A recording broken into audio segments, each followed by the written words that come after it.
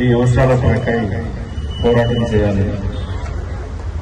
Cantonment స్థానిక ఎమ్మెల్యేగా cantonment civil ప్రాంతాన్ని జిహెచ్ఎంసీలో కలపాలనే ఉద్దేశంతో గత 4 రోజులు నిరాదీక్ష చేస్తున్న నా ప్రియ సోదరుడు స్థానిక ఎమ్మెల్యే మీ అభిమాన నాయకుడు గణేష్ ప్రత్యేకంగా అభినందిస్తా ఉన్నాను.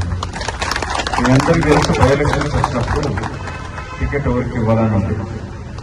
అప్పుడు గౌరవ ముఖ్యమంత్రి రేవంత్ రెడ్డి గారు నేను పట్టి లెక్క మాట కూర్చొని మళ్ళీ బై ఎలక్షన్ అంతకుముందు జనరల్ ఎలక్షన్స్లో సోదరి వెన్నెల పోటీ చేసింది.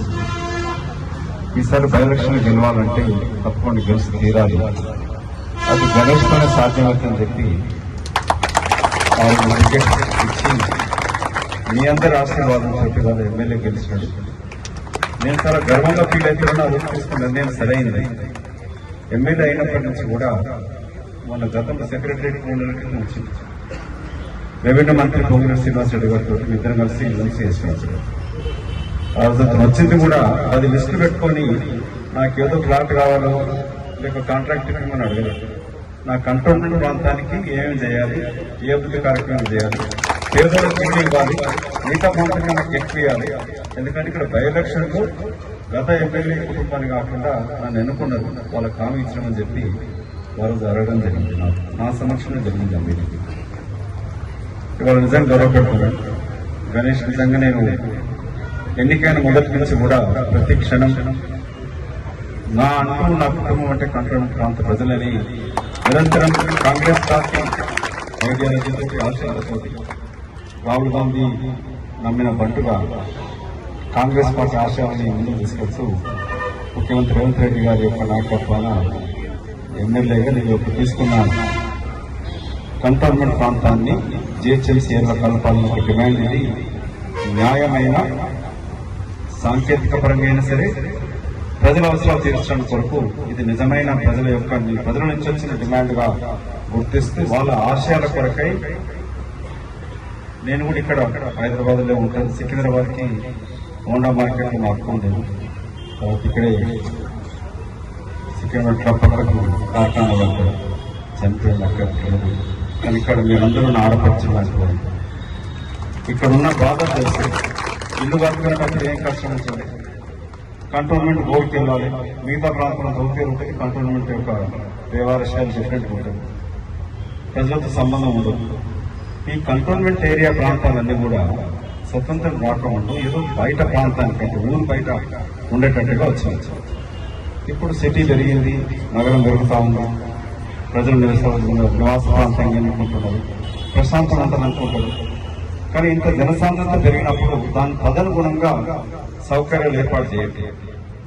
కంటోన్మెంట్ బోర్డు ఎన్నికలు ఉంటుందన్నా మీ ప్రతినిధిగా కార్పొరేటర్ లాగా వాళ్ళకి పనిచేస్తుంది. అది జరగదు. ఇల్లు కట్టుకోవాలన్నా, పర్మిషన్ ఇవ్వాలన్నా కష్టం, నీటి సౌకర్యాలు తీర్చాలన్నా కష్టం. గతంలో నీటి సౌకర్యం కొరకి కంటోన్మెంట్ బోర్డు ఐఏఎస్ ఆఫీసర్ ఉంటాడు కదా, అతను జిహెచ్ఎంసీ మాట్లాడినట్టు మీకు నీళ్ల సౌకర్యం పెంచాలన్నా కూడా జిహెచ్ఎంసీ మాట్లాడాలంటే అధికారులతో మాట్లాడాలి. కాబట్టి ఇది ఇవాళ మీరు తీసుకున్న నిరాహార దీక్షని కాంగ్రెస్ పార్టీ నాయకులుగా, కార్యకర్తగా, మాజీ పార్లమెంట్ సభ్యులు ఇక్కడికి వచ్చింది ప్రజల మధ్య ఉంటూ ప్రజల కొరకై కంటోన్మెంట్ ప్రాంతాన్ని సమగ్ర అభివృద్ధి కొరకై నివసిస్తున్న పేద ప్రజలకి పూర్తి సౌకర్యాలు కల్పించినట్టుగా నీరు, ఇల్లు ఉండడానికి, నిలువైన పేదలకు ఇల్లు కట్టించడానికి కొరకు రోడ్డు సౌకర్యం బాగుండాలి, మీ పిల్లలు స్కూల్ పోవాలంటే మంచిగా ఉండాలి. వీటి కొరకై డిమాండ్ చేస్తూ నిరాహార దీక్ష చేస్తున్న శ్రీ గణేష్ ని వేదిక మీద ఉన్న మిగతా కాంగ్రెస్ పార్టీ నాయకులందరినీ కూడా ప్రత్యేకంగా అభినందిస్తూ ఇది కాంగ్రెస్ పార్టీ తరఫున పూర్తి మద్దతు చేస్తుంది. ముఖ్యమంత్రి రేవంత్ రెడ్డి గారు వారి పూర్తి మద్దతుతోటి ఇవాళ మీరు ఢిల్లీకి వెళ్ళినప్పుడు నాకున్న అనుభవంతో నేను గతంలో జబల్పూర్ ప్రాంతాన్ని కూడా అది కంటోన్మెంట్ ఏరియాలే, అక్కడ కూడా ఇన్ఛార్జ్ ఉంటుంది. మీరు ఢిల్లీకి వచ్చినప్పుడు ఈ పార్లమెంట్ సమావేశాలలో గౌరవ మన అభిమాన నాయకులు ప్రతిపక్ష నాయకులు రాహుల్ గాంధీ గారితో మాట్లాడించడం, మిగతా పార్లమెంట్ సభ్యులు ఎక్కడెక్కడ కంటోన్మెంట్ ఏరియాలలో పార్లమెంట్ సభ్యులు వాళ్ళని కూడా కలుపుతాను. కేంద్ర రక్షణ శాఖ మంత్రికి కంబైన్డ్ గా పార్టీలకు అతీతంగా కేంద్ర రక్షణ శాఖ మంత్రిని తీసుకెళ్ళడం. మరి దీంట్లో మన స్థానిక పార్లమెంట్ సభ్యుల బాధ్యత ఈటల రాజేందర్ గారు కరీంనగర్ నుంచి ఇక్కడికి వస్తే ఆదరించారు, ఆశీర్వదించి ఎన్నుకున్నారు. మరి ఆయన బాధ్యత కూడా ఉంటాడు. పార్లమెంట్ సభ్యుడు ఈటల రాజేందర్ గారు కూడా మా విజ్ఞప్తి ఏంటంటే, ఎన్నికలు వచ్చినప్పుడు రాజకీయం ఇదేదో కాంగ్రెస్ పార్టీ ఎమ్మెల్యే చేస్తున్నాడు. మరి కంటోన్మెంట్ ప్రాంతం కూడా నీకు ఓటు వేసారు కదా, మీరు కూడా చాలా మంది వేసి ఉంటారు. లేకపోతే 4 లక్షల మెజార్టీ రాదు కదా. ఇది పుష్పకోట్ కేసు ఉంటుంది. సరే ఎలక్షన్ కేసు వేసిరేమో కానీ మీరు కూడా బోర్డు పెట్టి ఆయనకు గులాబ్ పూలు పంపండి. ఆయన స్థానిక పార్లమెంట్ సభ్యుడు కూడా వచ్చి మా ధర్నంలో పాల్గొనాలి. ఇది కాంగ్రెస్ పార్టీ ధర్నా కాదు. శ్రీ గణేష్ సొంతం ఇంటి కొరకు చేయట్లేదు. కంటోన్మెంట్ లో నివసిస్తున్న ప్రజలకు, అన్ని వర్గాలు, అన్ని కుల మతాల ప్రజల కొరకు, వాళ్ళకు కనీస వసతులు కల్పించడానికి కొరకు, జీహెచ్ఎంసీలు కలపడానికి కొరకు చేస్తున్న ప్రజల నుంచి వచ్చిన డిమాండ్కి స్థానిక ఎంపీ ఈటల రాజేందర్ పాల్గొనాలని కూడా మేము సూచిస్తా ఉన్నాం. మీరు ఏదో శ్రీ గణేష్ కెరీట్ వస్తుందనో కాంగ్రెస్ పార్టీ కాకుండా ప్రజల కొరకు పనిచేయాల్సిన అవసరం ఉన్నది. మీరు గుర్తెరిగి బాధ్యత గల వ్యక్తి, మంత్రి కూడా పనిచేస్తాడు. ఇప్పుడు మీరు దీన్ని రాజకీయం చేయకుండా పార్లమెంట్ సభ్యుడిగా మీ పార్టీ అధికారం ఉంది అక్కడ, ఇది కలపాలంటే రక్షణ శాఖ అనుమతి కావాలి. నేను పార్లమెంట్ సభ్యుడిగా ఉన్నప్పుడు స్టాండింగ్ కమిటీ, డిఫెన్స్ కమిటీలో కూడా ఉంటుంది. నాకు తెలిసే విధంగా ఉంటుంది, న్యాయవాది కూడా. కాబట్టి ఈటల రాజేందర్ గారు మీరు తక్షణమే ఇక్కడికి వచ్చి పార్టిసిపేట్ అవుతూ మా ఎమ్మెల్యేని, స్థానిక ప్రజలను తీసుకెళ్లి కంటోన్మెంట్ ఎలక్షన్ గెలిస్తే గెలుతున్నారు, కానీ మీరు రక్షణ శాఖ మంత్రి తీసుకెళ్లి, ప్రధానమంత్రి తీసుకెళ్లి అయినా సరే దీన్ని సికింద్రాబాద్ కంటోన్మెంట్ సివిల్ ప్రాంతాన్ని జీహెచ్ఎంసీలో కలపాలని ఒక ప్రజల యొక్క న్యాయమైన కోరికని, డిమాండ్ని మీరు సాధిస్తానని చెప్పి కోరుకుంటూ, అది 4 రోజులు అవుతా 4 రోజులు అవుతా తెలియదు. దీన్ని సాధించే వరకు తమ్ముడు శ్రీ గణేష్ కి తోడుగా ఉండడానికి ఇక్కడ సంఘీభావం రూపాయలకు రావడం జరిగింది.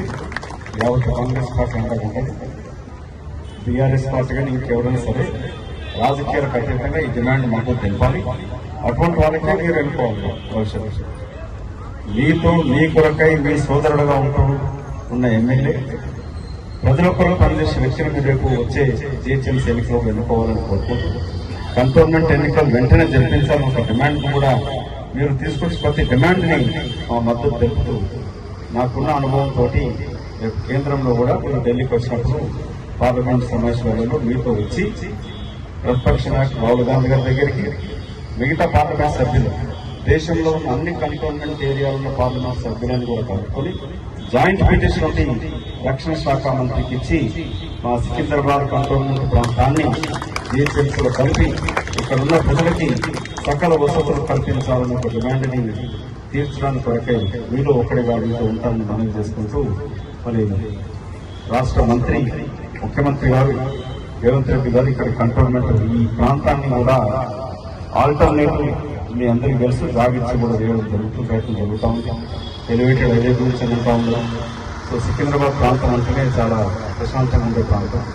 ఎడ్యుకేషన్ చాలా ఎక్కువ ఉంటుంది. ఇక్కడ ప్రజల సౌకర్యాలు పెంచాల్సిన అవసరం చాలా ఉన్నది. గతం కానీ ఇక్కడ పాపులేషన్ పెరిగినది. నేను గత 50 సంవత్సరాలు ఇక్కడ చూస్తూ ఉన్నాను ఏ విధంగా ఇక్కడ గతం మొత్తం పాపులేషన్ ఎంత పెరిగింది. సో రైల్వే స్టేషన్ ఒక అభివృద్ధి ఒకటి కాదు, అసలు సికింద్రాబాద్ ఎంపీగా ఉన్న కిషన్ రెడ్డి బాధ్యత కూడా ఉంటుంది. ఇది మీ పక్కన ఉన్న ప్రాంతమే. మీరు కేంద్ర మంత్రిగా కూడా ఉన్నారు.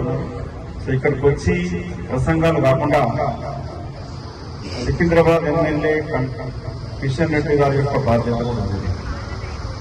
వారు కూడా మేము కోరుతా ఉన్నాం. మీరు కేంద్ర మంత్రిగా ఉన్నారు, ఈ సహస్ర రక్షణ శాఖ మంత్రి కూడా ఇక్కడ ప్రజల యొక్క డిమాండ్ తీసుకెళ్లాలి. రాజకీయ కోణంలో చూడకుండా కంటోన్మెంట్ ప్రాంత ప్రజల యొక్క నిత్యావసరాలు తీర్చడానికి, కనీస వసతులు కల్పించడానికి కొరకై జరుగుతున్న ఈ నిరసన కార్యక్రమం, దీక్షా కార్యక్రమాన్ని మీరు బాధ్యతతో ఇక్కడికి వచ్చి పాల్గొనకపోయినా మీరు కేంద్ర మంత్రిగా ఈ ప్రజల కోరిక తీర్చాలని కూడా మంత్రి కిషన్ రెడ్డి గారిని కోరుతా ఉన్నారు. మరొకసారి నిరహార దీక్ష చేస్తూ గత 4 రోజుల నుంచి రిలేటెడ్ చేస్తున్న కాంగ్రెస్ పార్టీ నాయకులందరికీ కూడా సోదరుడు, ముఖ్యంగా మీ అభిమాన నాయకులు స్థానిక ఎమ్మెల్యే గణేష్ ప్రత్యేకంగా అభినందిస్తూ, ప్రజలకై చేస్తున్న పోరాటాన్ని పార్టీ తరఫున పూర్తి మద్దతు తెలుపుతూ మునుముందు కూడా ఇంకా సుదృఢంగా చేయడానికి వరకు ఇటు పార్టీలు రాష్ట్ర ప్రభుత్వం తరఫున కూడా మీ యొక్క న్యాయమైన కోరిక తీర్చడానికి నా సహాయశక్తిలో కృషి చేస్తానని చెప్పడానికే వాళ్ళ స్వతహాగా నేనే ఇక్కడికి వచ్చి మీతో పాటు జై హింద్, జై కాంగ్రెస్.